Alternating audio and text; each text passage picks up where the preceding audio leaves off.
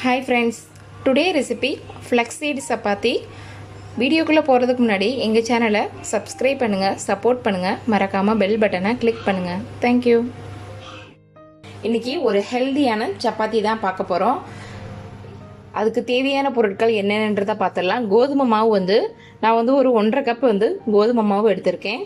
அப்புறம் ஃப்ளக்ஸீடு, இதுதான் அது ஃப்ளக்ஸீடு, ஆளி விதைன்னு கூட சொல்லுவாங்க.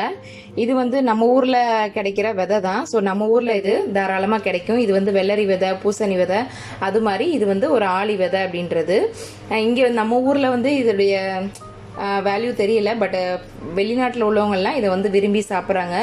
அதே மாதிரி டயட்டில் உள்ளவங்களுக்கு தெரியும். இந்த ஆளி விதை அவங்க 10 ஃபுட் ஃபாலோ பண்ணுவாங்க டயட்டில் உள்ளவங்க. ஸோ அதில் இது ஒரு ஃபுட்டு, இந்த ஆளி விதையில் ஃபுட் பண்ணி சாப்பிடுவாங்க. ஸோ இந்த ஆளி விதையை டைரெக்டாக நம்ம அப்படியே செய்ய முடியாது. இதை கொஞ்சம் லைட்டாக வறுத்துட்டு அதுக்கப்புறம் பொடி பண்ணி தான் சேர்க்கணும். ஏன்னா வறுக்காமல் நீங்கள் அரைச்சிங்க அப்படின்னா இது செரிமான கோளாறு ஏற்படும். ஸோ அதனால் நீங்கள் இதை நல்லா வறுத்து எடுத்துக்காங்க. இப்போ நான் வறுத்துட்டேன். இப்போ இதை பொடி பண்ணி, இப்போ நான் ஒரு 1/4 கிலோ ஃப்ளக்ஸீடு எடுத்திருக்கேன். அரைச்சி பவுடர் பண்ணி வச்சுக்கிடுவேன். ஸோ எப்பெல்லாம் நான் சப்பாத்தி இந்த மாதிரி பண்ணுறேனோ அப்போ யூஸ் பண்ணிக்கிடுவேன். நீங்கள் அரைச்சி வச்சுக்கிட்டீங்க அப்படின்னா நீங்கள் எதுக்கு யூஸ் பண்ணிக்கலாம். நிறையா விஷயத்துக்கு இது யூஸ் பண்ணிக்கலாம். ஸோ இப்போ இது ரொம்பவே நல்லது. முடி கொட்டுற பிரச்சனை, அப்புறம் தொப்பை உள்ளவங்க, அதே மாதிரி வெயிட் குறைக்கணும்னு நினைக்கிறவங்க அவங்கெல்லாம் இந்த இது சாப்பிட்லாம். ரொம்பவே நல்லது. இப்போ இதை நான் ஆல்ரெடி ஃப்ரை பண்ணி வச்சுட்டேன். லோ ஃப்ளேமில் ஃப்ரை பண்ணி எடுத்துக்கோங்க. இப்போ இதை மிக்ஸி ஜாரில் அரைச்சி எடுத்துக்கலாம். நான் இதில் ஒரு 3 ஸ்பூன் தான் சேர்க்க போகிறேன். இப்போ இதை அரைச்சிக்கலாம். இப்போ மிக்ஸி ஜாருக்கு மாற்றியாச்சு. இப்போ இதை பவுடர் பண்ணிடலாம். ஸோ இந்த மாதிரி அரைச்சி எடுத்துக்கோங்க. இப்போ நான் அந்த ஒரு பாக்ஸில் ஸ்டோர் பண்ணி வைக்கிறதுக்கு போட்டு வச்சுருக்கேன். ஸோ இப்போ இதில் ஒரு 3 டேபிள் ஸ்பூன் ஃப்ளக்ஸீட் சேர்த்துக்கலாம்.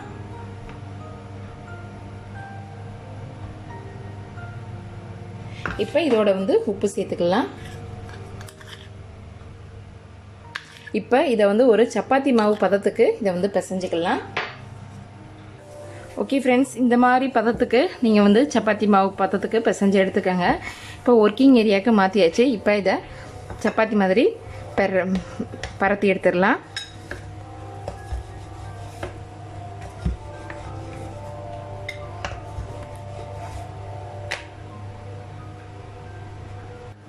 இப்போ சட்டி காஞ்சிருச்சு. இப்போ வச்சிருக்க சப்பாத்தியை போட்டுடலாம்.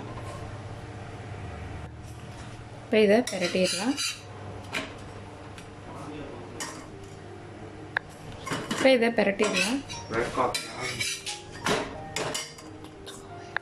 இப்போ லைட்டாக ஆயில் சேர்த்துக்கோங்க.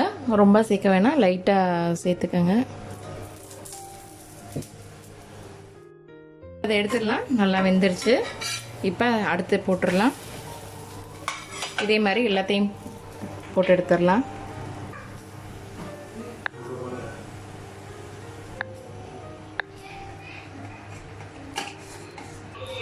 ஓகே ஃப்ரெண்ட்ஸ், ரெடி ஆயிடுச்சு சப்பாத்தி.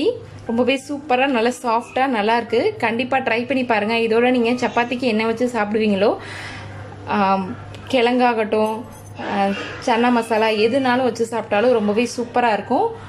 நான் இன்றைக்கி சிம்பிளாக கொஞ்சம் அவகேடாவை இது பண்ணி மேஷ் பண்ணி வச்சுருக்கேன். ஸோ இதில் பெப்பரு, ஆயில் இதெல்லாம் சேர்த்து வச்சுருக்கேன். ஸோ இதை வச்சு தான் நான் இன்றைக்கி சாப்பிட போகிறேன். ரொம்பவே டேஸ்ட்டாக இருக்கும்.